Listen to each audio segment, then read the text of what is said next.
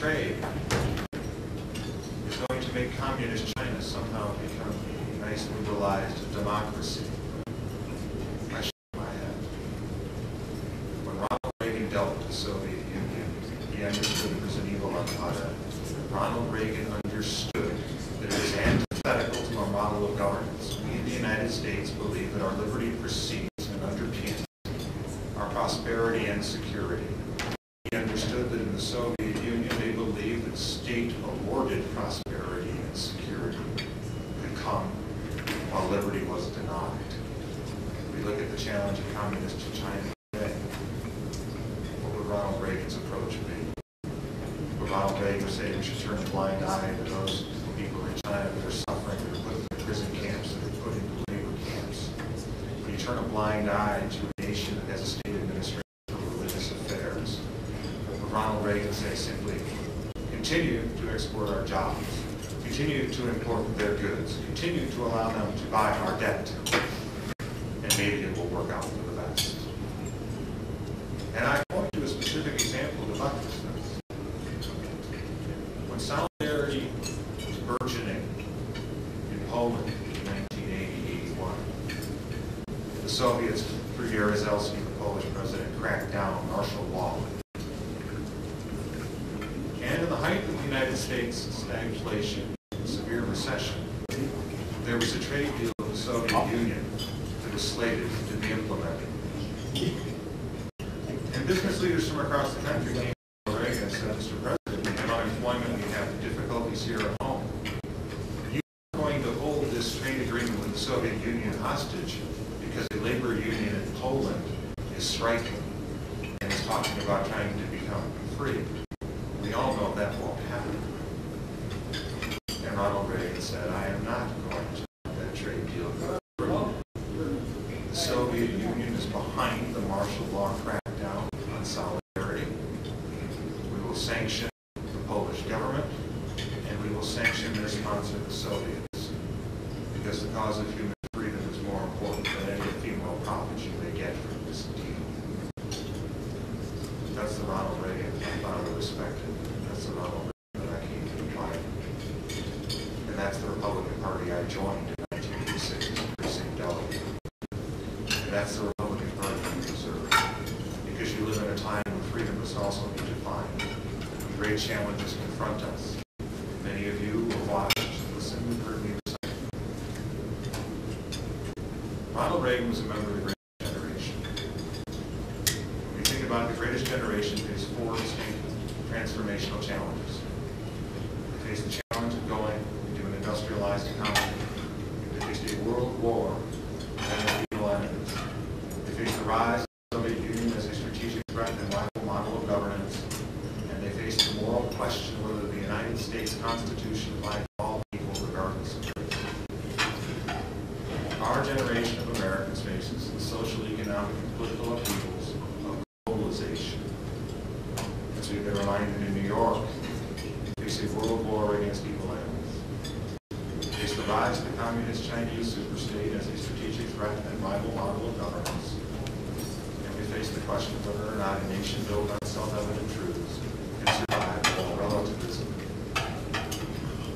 As Republicans, we do not shrink from these challenges, we embrace them. Because like the party of Ronald Reagan, our optimism in the future of this country will never change. Because we trust your people. Because we understand that His ultimate strength and salvation remains you, your people.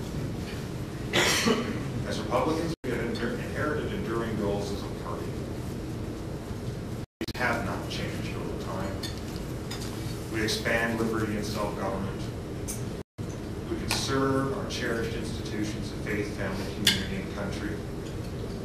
We strive for limited constitutional government so the American people can be empowered to channel and achieve constructive change. And we defend America from her enemies, and we support her allies. In pursuing these goals, we have 5 permanent principles. Our liberty is from God, not the government. Our sovereignty is in our souls, not the soil or scepter. Our security is from strength, not appeasement or surrender. Our prosperity is from the private sector, not the public sector. and our truths are self-evident, not relevant. The application of these principles to the problems of today would seem what House Republicans have been able to do. We've seen the Democrats come forward with their view of progress, which is quite simply this. The Democrats believe that progress is measured by the expansion of big government and bureaucracy. We as Republicans understand true human progress comes from the expansion of self-government and liberty. So when the Democrats came forward with their $1 trillion stimulus bill, which has totally failed to do anything except create government jobs and a government bubble, which will burst with the expiration of that bill, the Republicans came forward with a very simple proposition for the growth of the economy. Let the American people keep their hard-earned money, let them make their own decisions, let them invest their money as they see fit. And this economy will start moving again. In fact, when it was scored by the calculations of the White House, their own methodology was applied to it. The Republican stimulus bill created twice the jobs at half the cost. And it would have led to a greater sustainable foundation for America's future prosperity. Why? Because we trusted you. Because we knew that our prosperity was from the private sector, not the public sector. When it came to cap and tax, we put forward our own alternative to a massive bureaucracy to cover everything from the production of America's oil reserves to the light bulbs in your house. We came forward with a simple proposition. An all-of-the-above energy strategy to maximize America's domestic energy production and common sense conservation and allow for the growth of free market green technologies. Let the entrepreneurs and the workers come up with the ideas and implement them. And what happened? The Democrats said no. The Democrats said no to our stimulus bill. And on health care, we do not have to tell you the stark difference between the two parties. The Democrats came forward with a takeover of government on health care. We want to take over your decisions in one of the most intimate areas of your life. The Republicans came forward and said no, we want patient-centered wellness. We want to use the technology that is out there today to allow you to be consumers of your health care, to use free market principles, to rely upon the supply and demand curve through individual decisions to lower costs. And again, the Democrats said no. They trust government, not the people. You know, think about it. The Democrats sure do start to sound more like the party of no than we can ever be accused of being. And it's simple. It's because we're very optimistic about the future. Now, one of the things that I want to convey to you is how much you can do as individuals to change the course of your community and the course of your country.